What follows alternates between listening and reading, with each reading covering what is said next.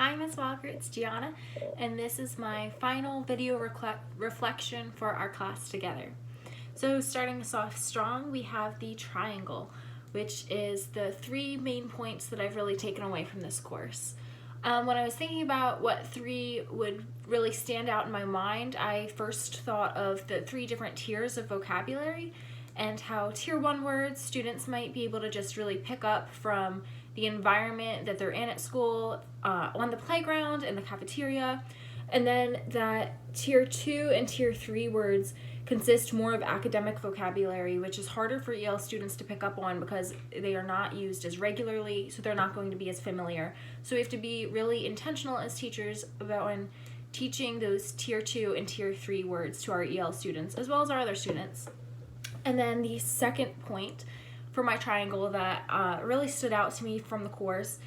was the article that we read for one of our reading reflections about having a classroom library that really represents a variety of characters and cultures. This is so important for our students to see themselves being represented in the books that they read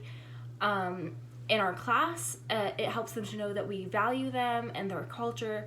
and it helps them to be welcomed into our classroom. And it's a really great just to see yourself represented in something that you're doing in school or that you're reading, and it can really foster a love of reading for them also. And then the third point for my triangle would be that there are actually benefits for me as the teacher to understand basic correspondences between an EL student's L1 and English. So while that does not mean that I need to be fluent in their L1 or learn their language,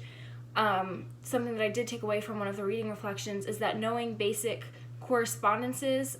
like similarities and differences between their L1 and how it relates and crosses over into English will help me to understand maybe what that EL student is going to struggle with. So for example, if they don't have a certain sound in their language that we have in English, they're going to maybe struggle with how to pronounce that sound. And so that's good for me to know, and I can really target instruction towards that. Next up for our shapes is the square, so something that I really agreed with and thought was great that we talked about in class. And that would be when we were discussing having a culturally responsive classroom. That's something that we've talked a lot about both in this course and in other courses last semester and this semester.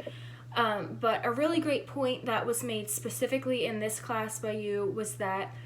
having a culturally responsive classroom does not need to only occur if there's an EL student in the room.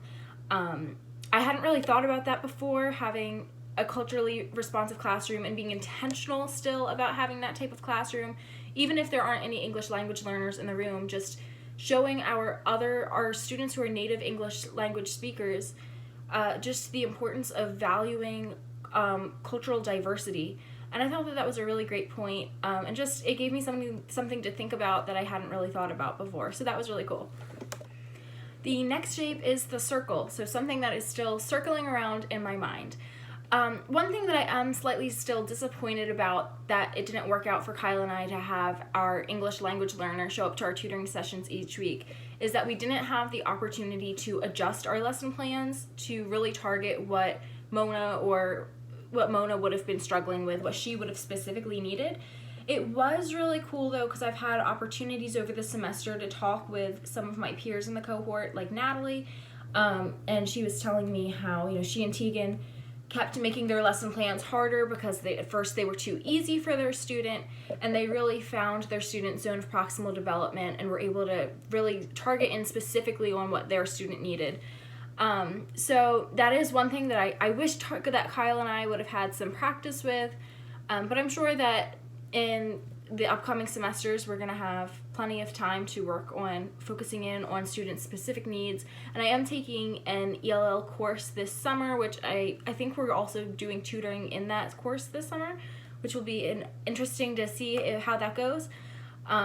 So hopefully I'll be able to get some practice on that there. But it was really great that even though I didn't have that personal experience, I was able to talk to my peers about it and see their insight and how they were handling that and figuring out how to do it, and that was cool. Okay, for my heart, one thing that I really loved about this course was the emphasis on valuing a student's home language and viewing the EL student as an asset rather than as a challenge in the classroom, and also recognizing that their culture is so rich and important, and that it also affects the way that they're going to be in the classroom, that their culture could influence the way that they participate in class even.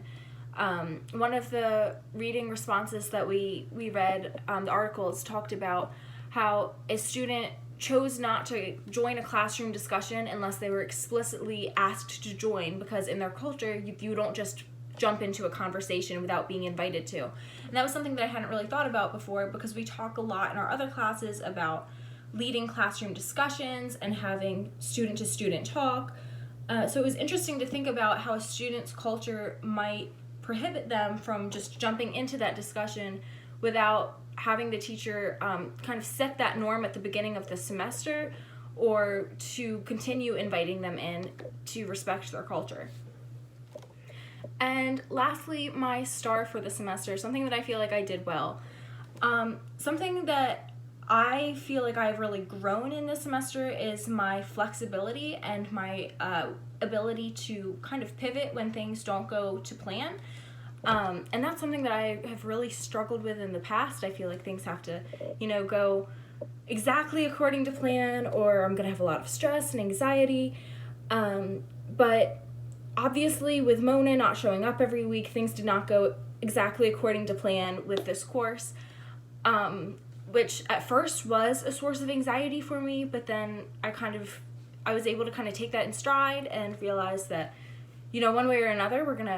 gonna get through it, and we're gonna make the best of it. And here we are at the end of the semester,